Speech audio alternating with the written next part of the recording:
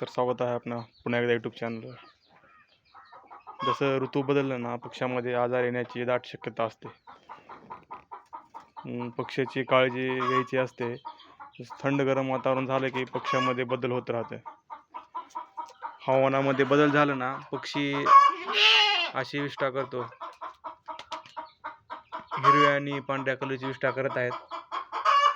त्यामुळे पक्ष्यांची काळजी घेण्यासाठी आपण टेट्रासायक्लिन, लेक्झिन पावडर किंवा प्रोटान, वायमरल अशा औषधाचा उपयोग केला पाहिजे.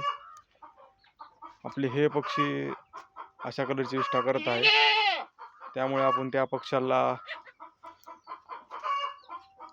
ओप्लॉक्स TZ या नावाचं गोळी तर पाणी करून त्याला पाजवलेलं आहे. तर आपण ही काळजी घ्यावी. जसं ऋतू बदललं ना, त्याचप्रमाणे आपण पक्ष्यांना लिव्हर टॉनिक दिलं पाहिजे, अँटीबायोटिक दिलं पाहिजे. लसीकरण करणं खूप गरजेचं असतं. तर कसा वाटला आपला व्हिडिओ? आणखीन काही इम्पॉर्टंट व्हिडिओ असले पक्ष्यांच्या तर तुम्हाला कळवण्यात येईल.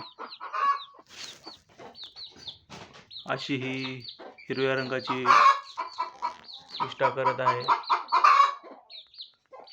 तर सगळ्यांनी काळजी घ्या आपल्या पक्ष्याची. तर भेटू नंतरच्या व्हिडिओमध्ये. धन्यवाद.